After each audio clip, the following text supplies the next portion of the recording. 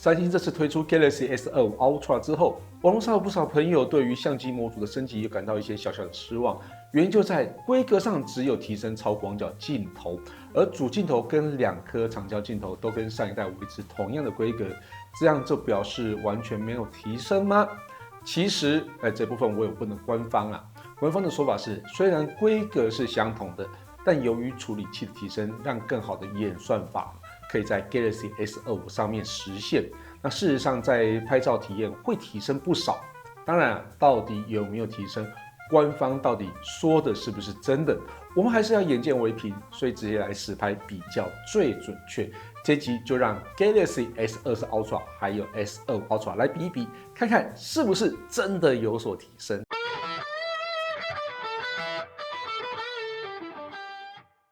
嗨，大家好，我是 Kissplay。到底 Galaxy S25 Ultra 在镜头规格几乎完全没变的情况底下，拍照能力真的会比 Galaxy S24 Ultra 还要更好吗？这点，我相信大家都跟我一样有着非常多的疑问哦。以镜头规格上来看哦，只有在超广角镜头上有差异。照理说，如果要提升，也只有超广角镜头有机会提升一些。不过，官方资料中提到，这是加入了升级版的 Pro Visual Engine。可以提高夜拍的降噪效果，加上处理器上面的提升可以让更优异的影像演算法在 Galaxy S25 Ultra 上面实现。经过实测之后，其实我有一点跌破眼镜哦。那到底是不是真的有提升？就让我们继续看下去。Galaxy S25 Ultra 的超广角镜头采用2.52寸的5000万像素感光元件，比起 S20 Ultra 的2.55寸1200万像素感光元件，其实在感光度上面我就只有提升一点点而已，反而在单一像素的面积上 ，S20 Ultra 的 1.4mm 还比 S25 Ultra 的 0.7mm 要更大很多哦。不过，在三星像素多合一技术一直上表现都不错，加上 S25 Ultra 的 f1.9 光圈也比 S20 Ultra 的 f2.2 光圈要大一些哦，所以光以规格来看 ，S25 Ultra 至少在夜拍上应该多占一些优势哦。我们直接来看照片，日拍部分。Galaxy S25 Ultra 的亮度比起 S20 Ultra 要高一些，那这个应该就是大光圈所带来的效果。暗部部分的提升也比 S20 Ultra 要来得好，在噪点部分暗部噪点部分 ，S25 Ultra 也明显好很多。不过在细节上的表现，我认为差异并没有太大。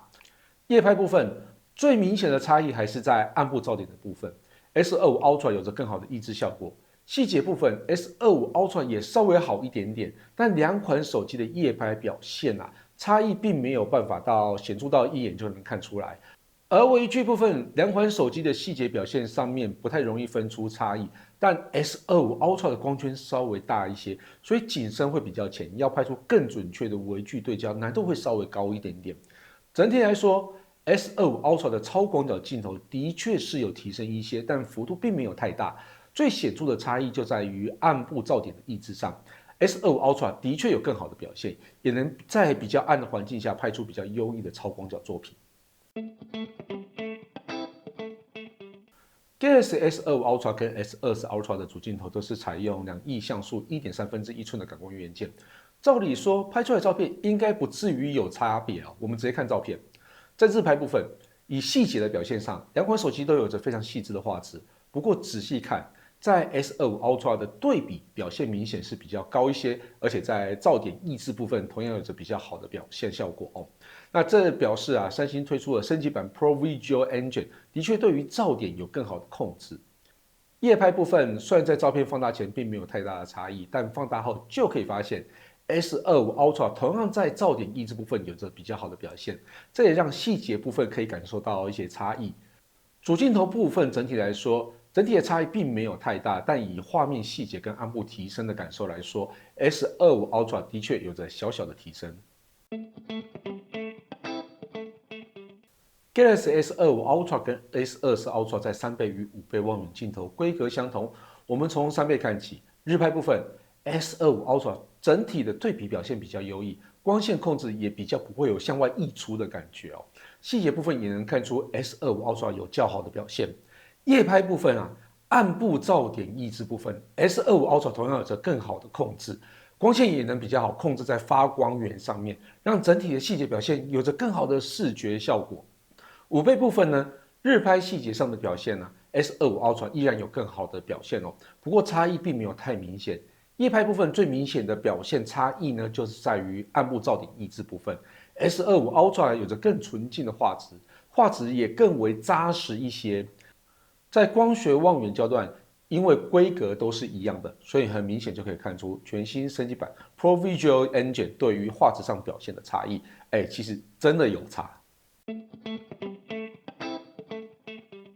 Galaxy S25 Ultra 跟 S24 Ultra 在超级望远焦段部分都可以达到100倍的变焦哦。我们先从10倍看起，两者在10倍数位变焦日拍的部分，画质表现都还不错，都是可以用来拍摄作品的焦段。不过在画质扎实度上面 ，S25 Ultra 表现是更好的哦。夜拍部分也有着相同的表现，在噪点抑制上，S25 Ultra 还是表现更好一些。